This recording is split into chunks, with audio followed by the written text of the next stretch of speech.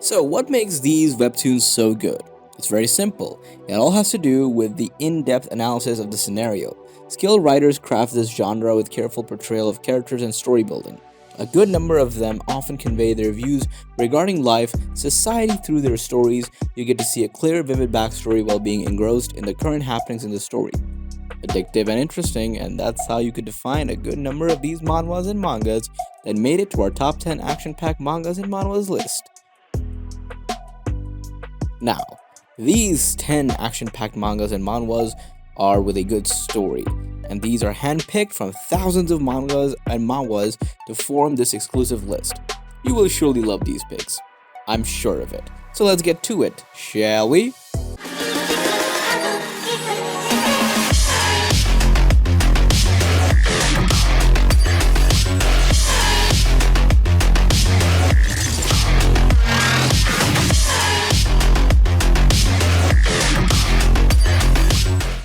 Number 10. Dr. Frost.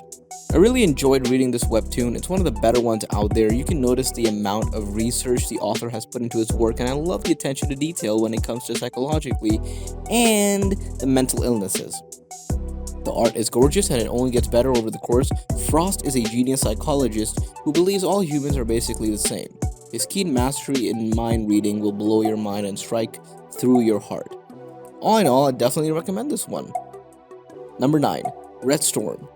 This manga has more than 300 chapters with amazing art and storyline. A desert warrior begins to train a young boy for battle, and together they face the monsters that plague and plago the land. Yes, they plague and plago. I'm kidding, they just plague it. Julian Provoke is the chieftain of the Para tribe. He has one goal in mind: to be recognized as the strongest fighter of the Red Desert. To achieve his goal, he decides to defeat all the monsters that are infesting their desert. Overall, it's a pretty good read. Number 8. Hardcore Leveling Warrior. This gem right here is a masterpiece. It has the best story of all the virtual reality comics out there. I would recommend this to anyone who likes overpowered or smart MCs. I will keep this short. So the story revolves around a game called Lucid Dreams, and that an OP character named Hardcore Leveling Warrior is throned as the strongest player, but one day he loses all his powers by getting killed by an unknown identity. And then he has to start from level 1, as usual. After that point, it's all about how he gains his powers back, and in the midst of his journey, he makes some reliable friends. It's a hell of a ride, this webtoon. You gotta give it a try. Number 7. The legendary Moonlight Sculptor. This one starts really good. I mean, the art is absolutely superb. It blows my mind looking at some of the scenes and imagining how much time and effort went into them. The artist is very good at portraying the general atmosphere and feel of the fantasy environment. There were times when I would pause my reading simply to revel in awe at the detail and creativity. He only lives with his grandmother in poverty, working part-time and trying to make ends meet. One day, he enters a virtual reality game called Royal Road. Why? To earn money. Though he wants to earn money through the game, he's only a sculptor that makes very little. Free lunches and everything. This is the kind of manga I generally like a lot. I recommend it wholeheartedly. Number 6. Gosu. I really like the storyline to some. I'm definitely overestimating this manga, but to me, it was absolutely amazing. I like how my voice just goes deep. Gosu is a genre about revenge, martial art, and comedy. The comedy hits its mark sometimes, and the martial art battles are sometimes on fire. Gang Yong wants to taste the bitterness of revenge. His master is now dead. Only one thing has to be done: punish those who wronged him. Having to travel while hiding his identity, he disguises himself as a fat delivery boy. Gosu is such a nice manhwa for those of you who are looking for an action webtoon series. It will not disappoint you, and that's a fact. Number 5. The Tower of God. You will think this is just another boring cliche comic of how a guy with no power suddenly becomes the best, but no, this is not. The comic has an amazing plot that once you start reading it, you can't stop. The cliffhangers and plot twists will force you to continue reading. The art is not so good in the start, but it gradually becomes better.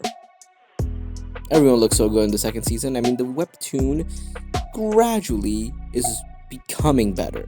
It already is, though, better than the anime, honestly. So, if you weren't disappointed by it, then I definitely recommend giving the webtoon a try. Tower of God is webcomic about people who are trying to fight their way up to a tower. Number 4, The God of High School. The plot is quite original and the characters are quite well written and the art is decent. This manga is pretty awesome. It was decent and it has a good plot with good drawings. The style of story feels like a Japanese manga. The pace feels very good, but about 3/5 of the way through the story jumps around a bit, so it does feel confusing. Besides that, this is a tournament style manga which I'm a fan of. As I mentioned in another video, I do like the tournament manga anime. They give the impression of who the best of the best is in that universe. But in this case, Korea, and the second half, the world.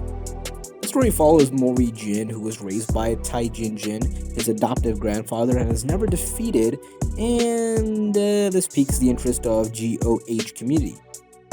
And one of the reps sent to recruit him and soundly defeats him for the first time ever. During the initial competition, which seeks to determine the strongest martial artist and the strongest style, with the prize being the fulfillment of any wish. He eventually befriends some of his former competitors, mainly Dave Hee-won and Mirai-yu. Number 3, How to Fight.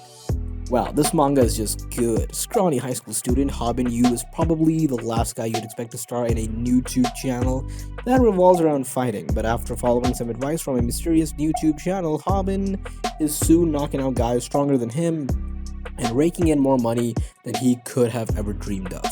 Can Habin keep this up, or will he eventually meet his match? It's really good. At the beginning, it can be boring, but once you get into it, it's really making you addicted. It showed up a lot of problems that you can get across in life, similar to Lookism. The character development is insane though, and the art style is not really my cup of tea, but you get used to it. Number 2, Lookism. This is an amazing manhwa. The concept is amazing. Daniel is an unattractive loner who wakes up in a different body, now tall, handsome, and cooler than ever in his new form.